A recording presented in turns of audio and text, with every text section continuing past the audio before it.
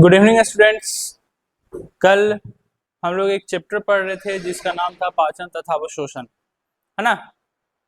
तो पाचन तथा अवशोषण में पहले कल हम पढ़ चुके थे कि पाचन एक जैव रासायनिक क्रिया है जो जटिल अणु जो होते हैं वो सरल अणु में बदल जाते हैं। फिर उसके बाद हम पढ़े थे कि उस सरल अणु का जो अवशोषण होता है और ये करता है आहार नाल की उपस्थित रुधिर वाहिनियां और लसिका वाहिनियां। फिर उसके बाद पढ़े थे कि जब वो जीव द्रव में पहुंच जाता है भोज्य पदार्थ उसको स्वांगीकरण कहते हैं और समय समय पर जो बाहर निकलता है इस प्रक्रिया को बहिष्करण कहते हैं। इसके आगे हम लोग पढ़े थे कि आहार नाल और पाचन ग्रंथि जो मिलकर होता है एक पाचन तंत्र का निर्माण करता है, एक डाइजेस्टिव सिस्टम का निर्माण करता है। और आहार नाल में पढ़े थे कि 8 से 10 मीटर लंबा होता है, मेजेंटेरिस के द्वारा यह शरीर भित्ति से जुड़ा हुआ होता है। आगे हम लोग पढ़े थे कि आहार नाल बहुत अलग अलग प्रकार के होते हैं। पहला है मुख एवं मुख गुहा, फेरिंग्स, ओसोफेगस, आमाशय, छोटी आंत, बड़ी आंत और 7वां नंबर पे जो था वो था गुद्दा। क्लियर है।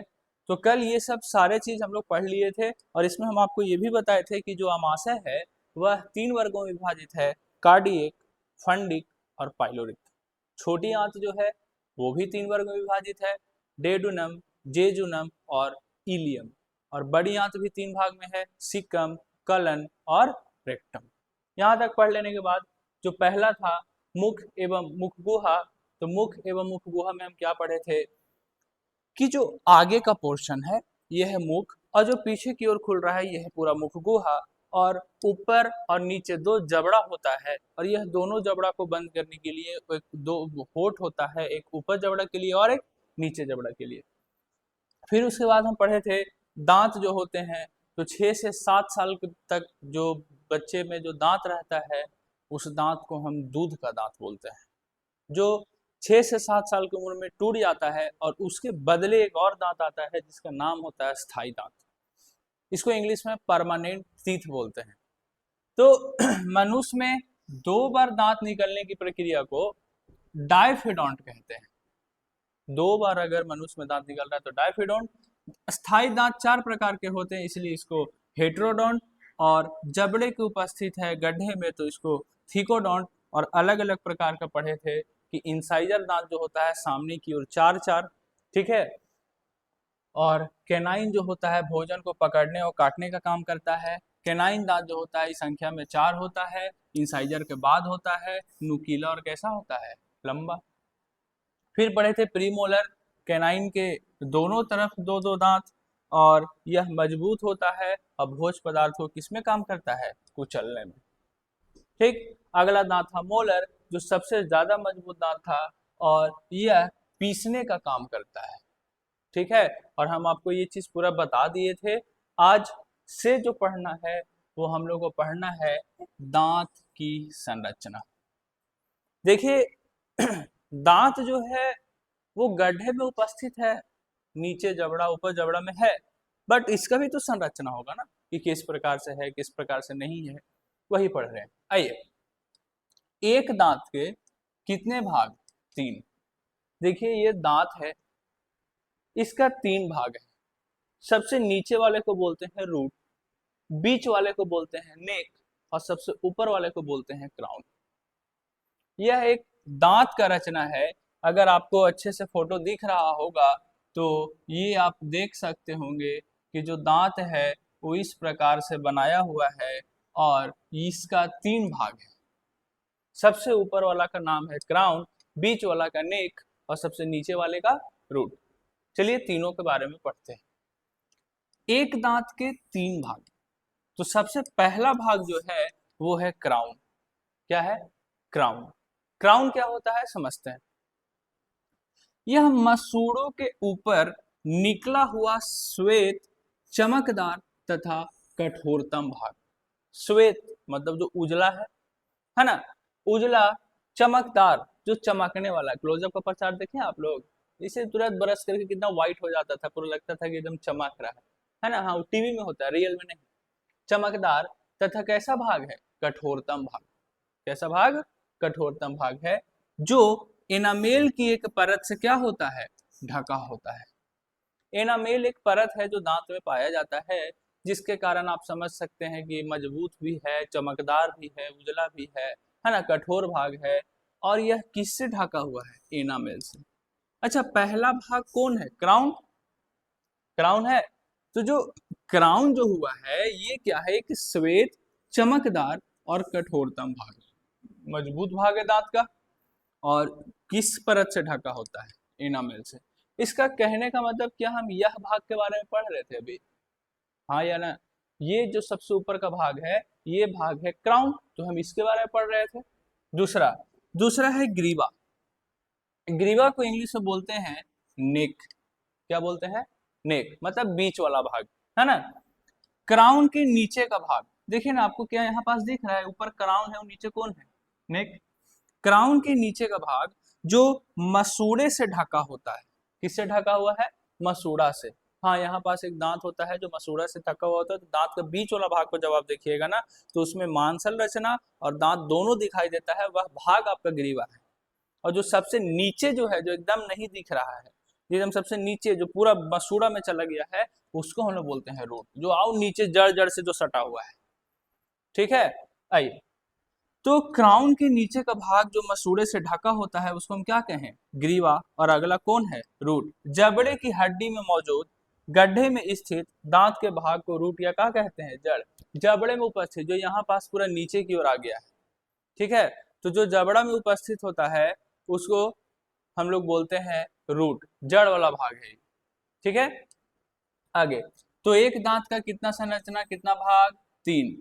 क्राउन, ग्रीवा और कौन? रूट। क्लियर है यहाँ तक? सबसे ऊपर चमकदार परत क्राउन, जो नीचे मसूड़ा में स्थित है नेक, और सबसे नीचे जो जड़ से हड्डी से जो स्थित है उसको हम बोले रूट। क्लियर है? ये देख लीजिए, ये वाला भाग पूरा है जुड़ा हुआ नीचे की ओर, पूरा नीचे एकदम धंसा हुआ है, हड्डी उड्डी से जुड़ा हुआ है, जबड़ा से जुड़ा हुआ है, इसको रूट बोले। ये मांस से, मांसल रचना से इतना दूर ढका हुआ है, इसको नेक बोले। और सबसे ऊपर जो एकदम चमक रहा है इसको क्या बोले?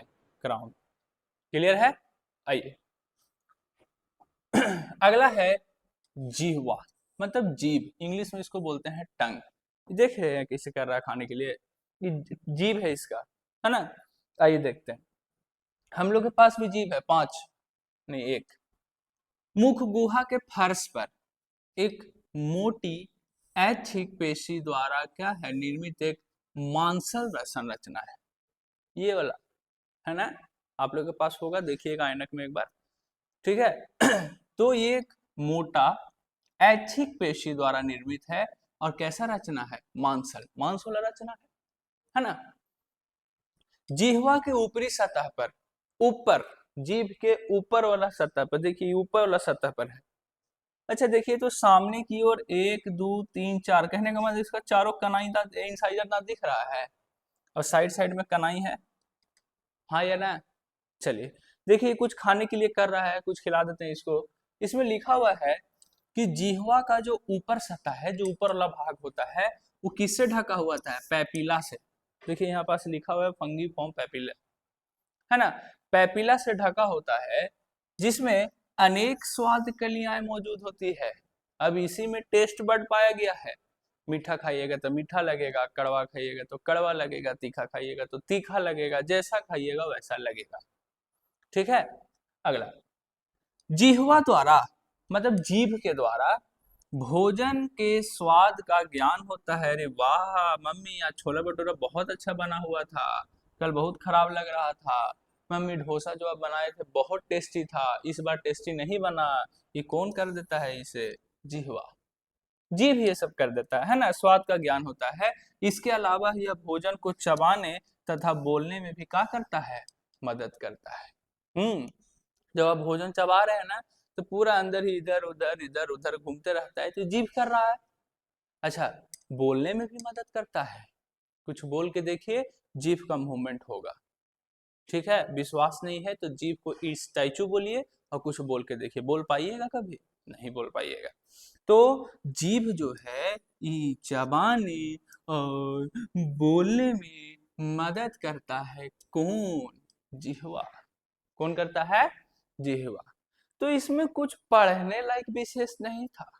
इसमें बोला गया ना कि एक ऐच्छिक पेशी के द्वारा बना हुआ है, मोटा है और मांसल रचना है, जो क्या करता है, चबाने और बोलने में मदद करता है। इसमें एक पेपिले पाया जाता है ऊपर वाला फर्श पे, जिससे हम लोग को स्वाद का ज्ञान होता है कि कैसन खाना बनल है, कैसन नहीं बनल है। क्लियर है? पक्का? आगे देखिए, अगर जो बोला जा रहा है, जो पढ़ाया जा रहा है, उसको सुनिए, समझिए, और जब बार बार कुछ रिपीटेशन हो तो उसको आप रिपीट करिए। हाँ, इससे होगा क्या, याद होगा, समझ में आएगा। ठीक है, चलिए अगला है फेरिंग्स। दूसरा नंबर पर कौन है? फेरिंग्स। अच्छा, फेरिंग्स जो है मुख गुहा के पीछे का भाग है। मुख गुहा के पीछे का भाग है, जहां नासा छिद्र खुलते हैं। वो वाला अमेरिका वाला नासा नहीं, नासा छिद्र, जहां से आप सांस ले रहे हैं, ये दोनों छिद्र। आप लोग का होगा तीन तीन होगा, आप लोग स्टूडेंट है ना, स्टूडेंट लोग का 3 होता है, टीचर लोग का 2।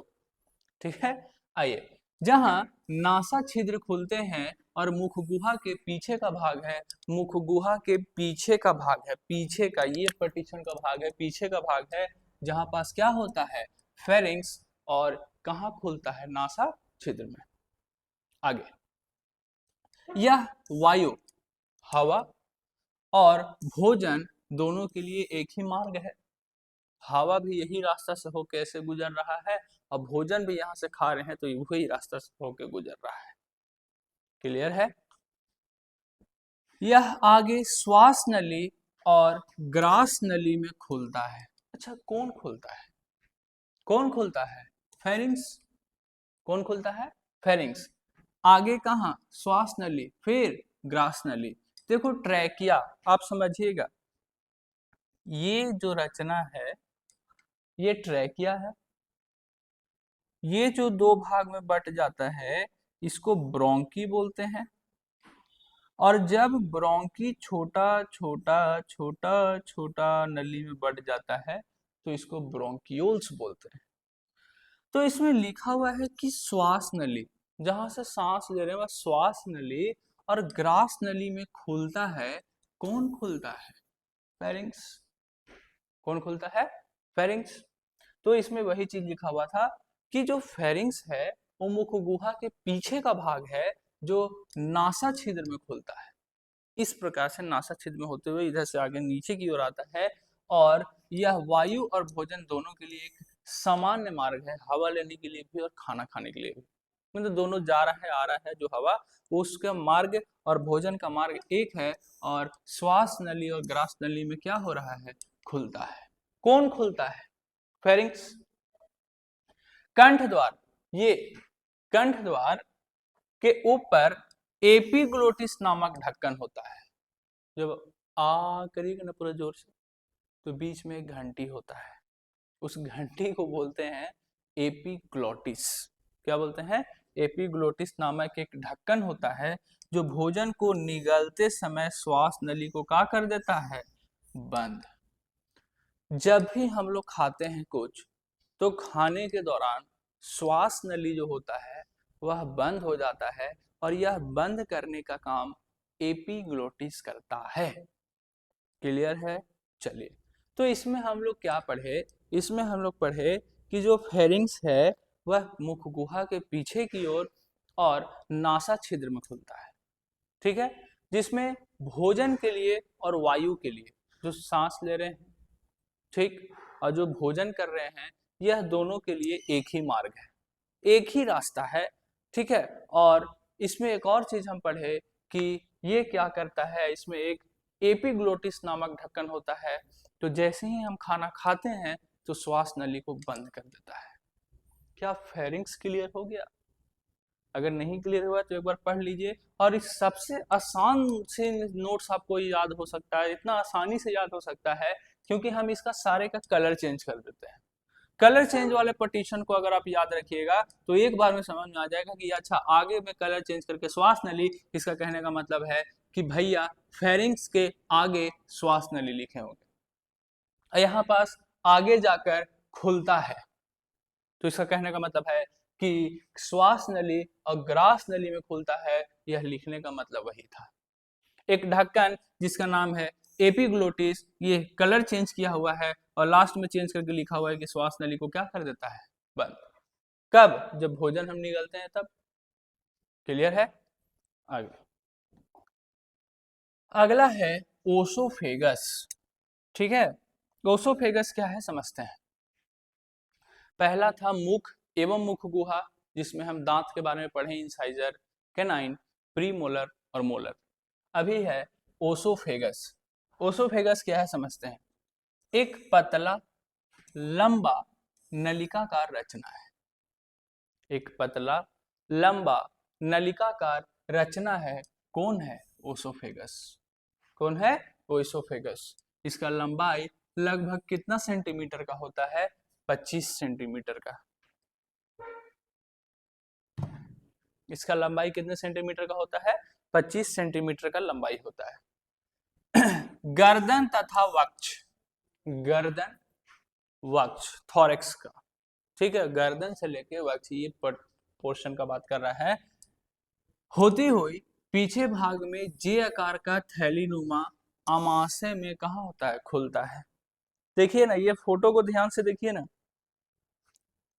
गर्दन इसका ये वाला पास होगा, हाँ या ना? यहां से देखिए तो जे आकार बनाया है और कहाँ खुल गया है? अमाशय में। फिर से ये जो इसोफेगस है, जो पीला कलर का आपको दिख रहा है, क्या ये गर्दन से शुरू हुआ है? गर्दन से शुरू होने के बाद ये आपका अमाशय में जाके खुला, देख लीजिए।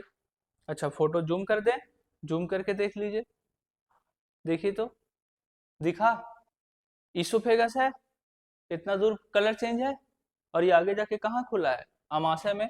तो देखिए ना, ये जे आकार का रचना बनाया है, बनाया। चलिए आगे आगे पढ़ते हैं। आगे लिखा हुआ है कि यह गर्दन तथा वक्ष से होती हुई पीछे जे आकार की थैलीनुमा अमाशय में कहाँ खुलती है? अमाशय। अमाशय एक थैलीनुमा रचना है जी, ये एक ऐसा इतना बढ़िया थैली है, कुछ भी खाइए, कुछ भी ठूसिए, सब जमा हो जाता है ना?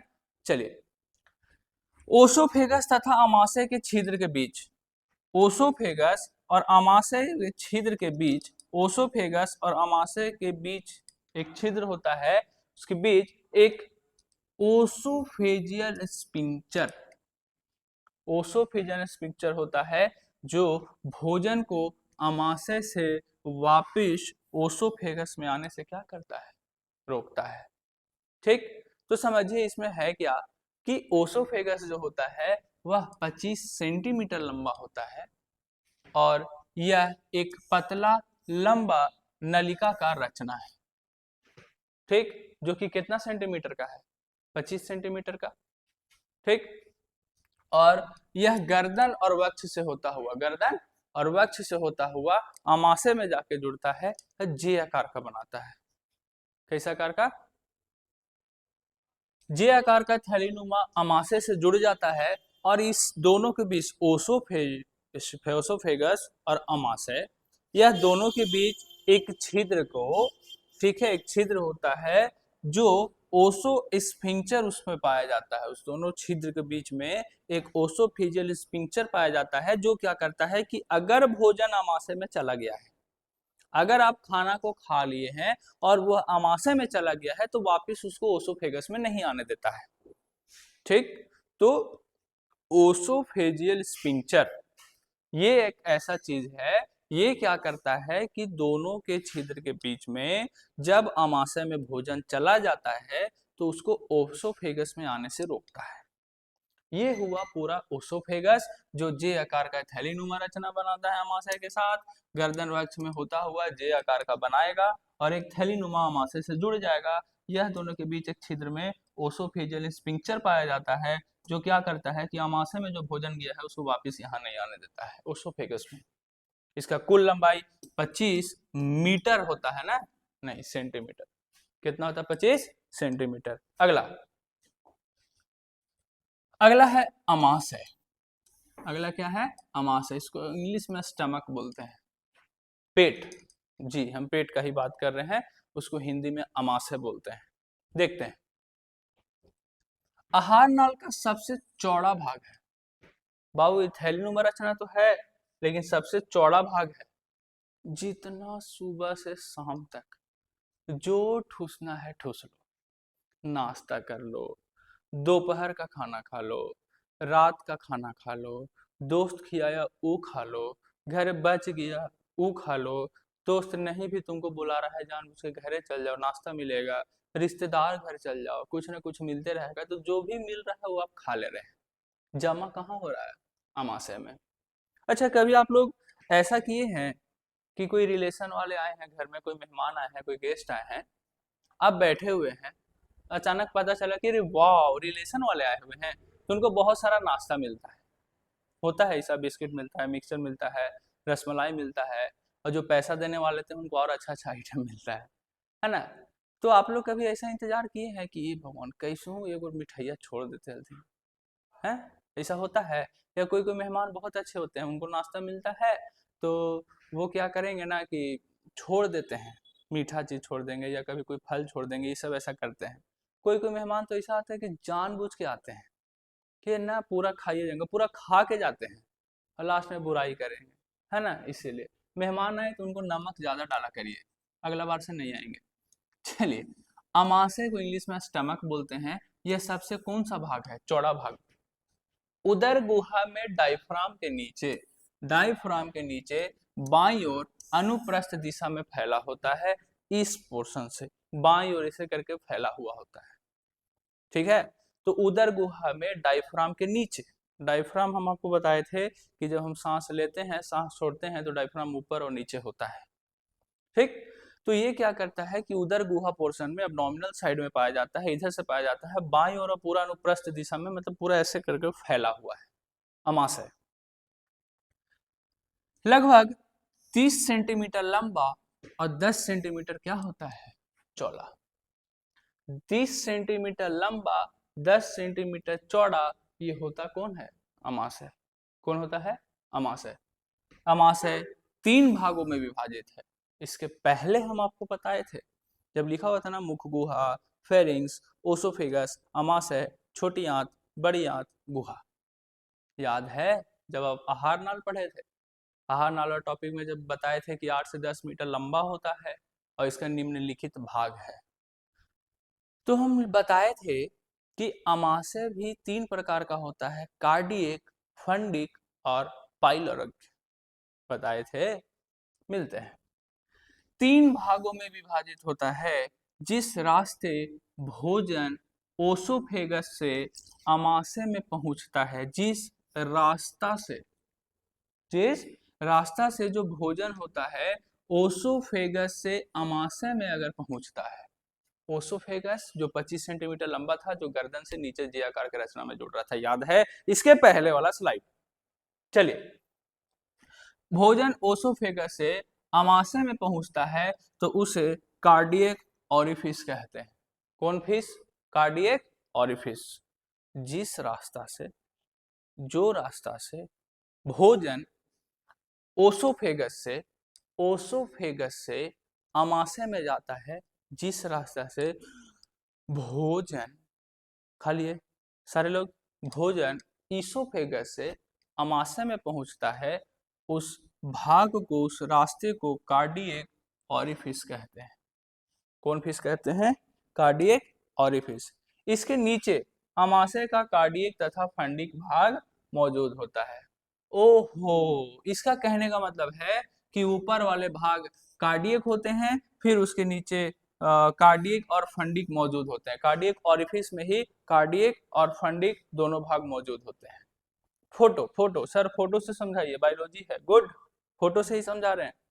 देखिए, यह रास्ता है जो ईसोफेगस से अमाशय में जुड़ा, इसको कार्डियक ऑरिफिस बोले। अच्छा, तो इसी के नीचे भाग होगा कार्डियक, कौन होता? कार्डियक और फंडिक, और सबसे नीचे है पाइलोरिक ऑरिफिस, तो जाहिर सी बात है यहां पास पाया गया होगा पाइलोरिक, पाया गया होगा कि नहीं? हाँ या ना?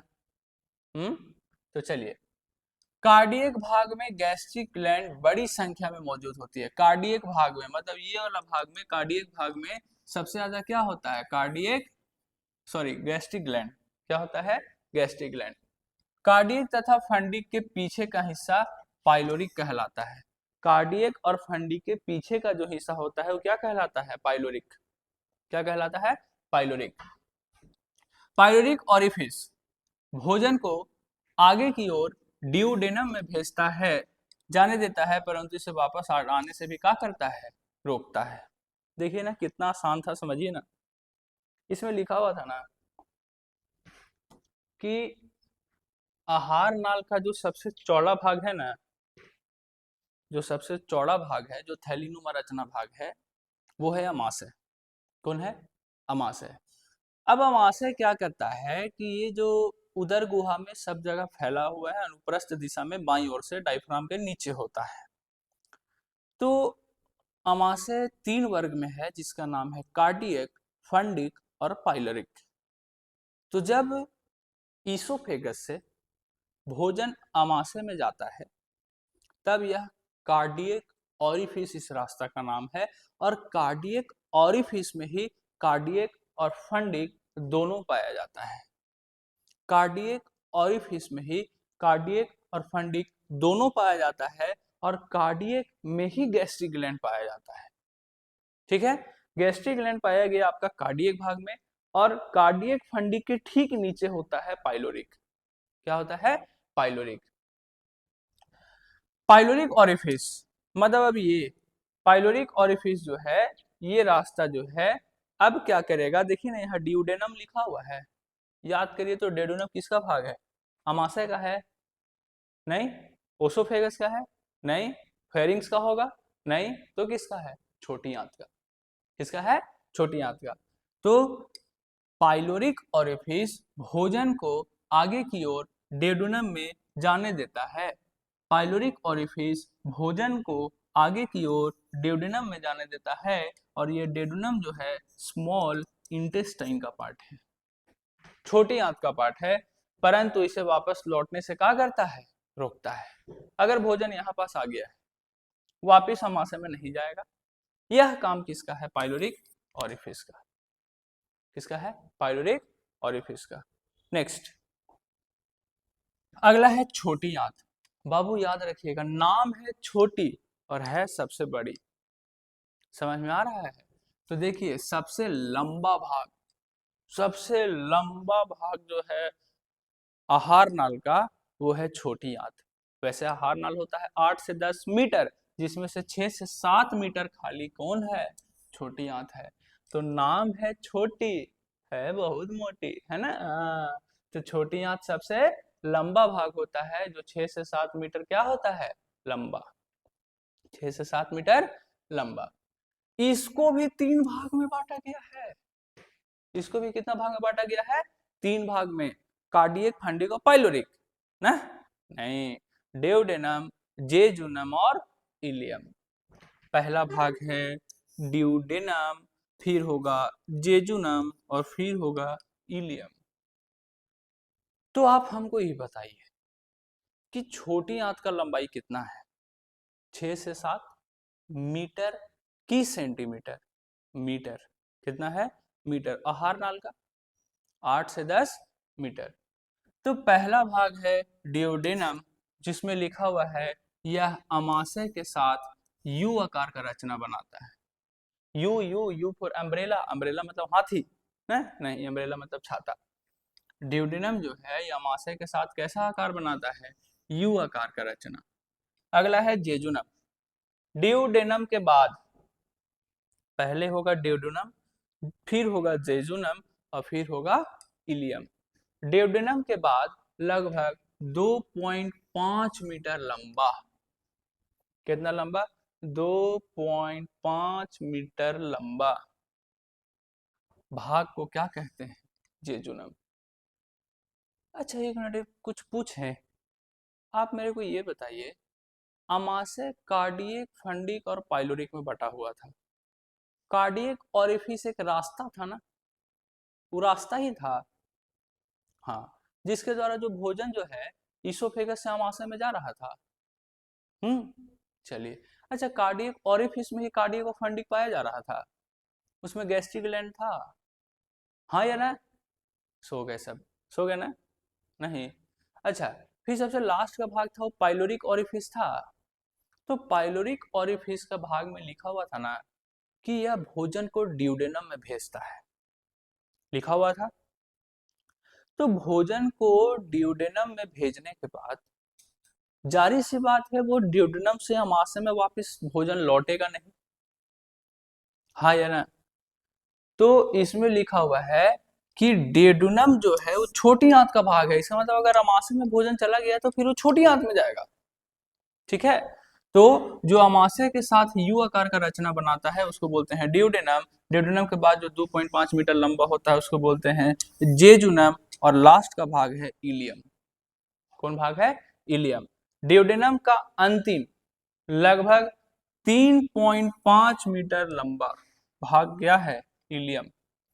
2.5 मीटर कौन है? जेजुनम। 3.5 मीटर कौन है? इलियम।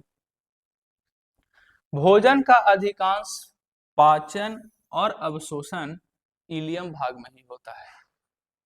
भोजन का संपूर्ण पूरी तरह से भोजन का पाचन और अवशोषण यह दोनों क्रिया होता है इलियम में।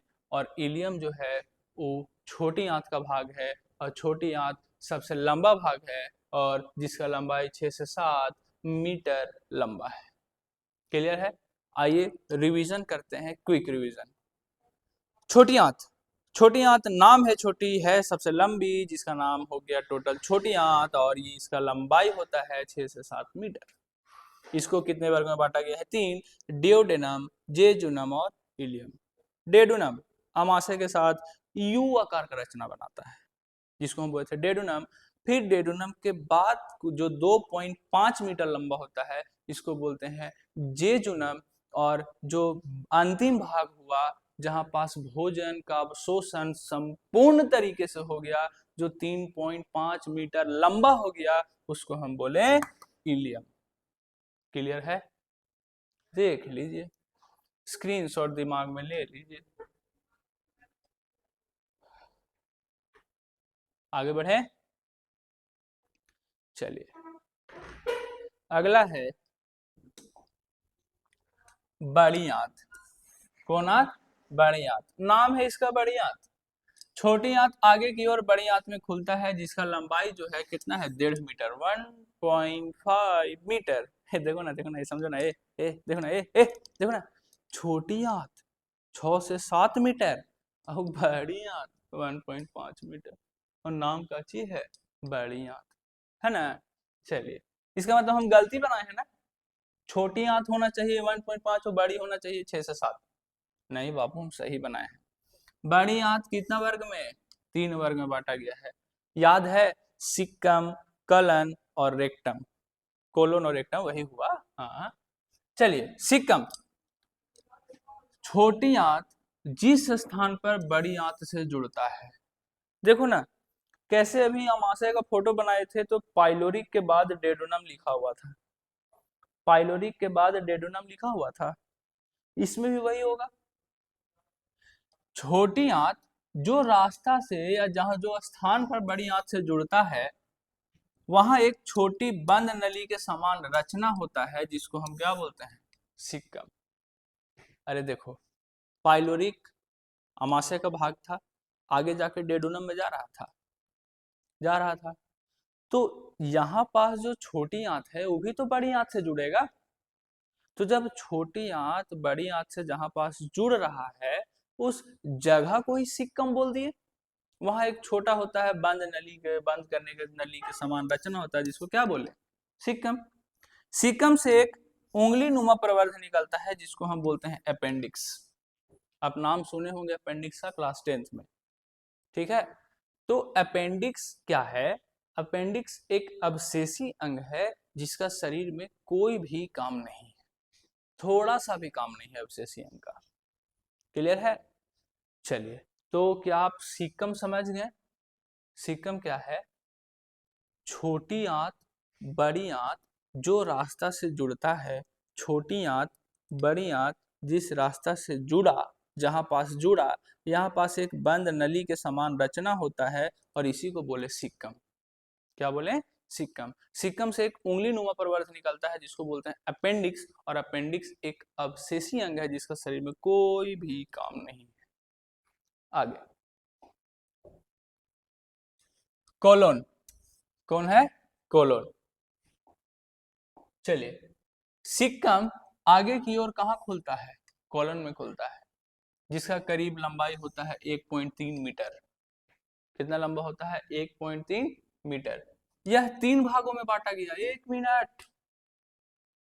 आमाशय भी 3 भाग में, कार्डियक, फंडिक, पाइलोरिक। छोटी आंत भी 3 भाग में, डेडुनम, जेजुनम, इलियम। बड़ी आंत भी 3 भाग में, सिकम, कोलोन, रेक्टम। अब कोलोन भी 3 भाग में। कोलोन भी कितना भाग में? 3 भाग में, आरोही, अनुप्रस्थ और अवरोही। तो क्या हम इसको बोल सकते हैं कि कोलन जो है वो 3 वर्ग में बांटा गया है, 3 भागों में बांटा गया है? आरोही कोलोन, अनुप्रस्थ कोलोन और अवरोही कोलोन। इंग्लिश में आप बोल सकते हैं असेंडिंग कोलोन, डिसेंडिंग कोलोन और ट्रांसवर्स कोलोन। क्लियर है? चलिए, अगले है मलाशय रेक्टम। अवरोही कोलोन पीछे की ओर, अवरोही अवरोही अवरोही मतलब डिसेंडिंग कोलोन।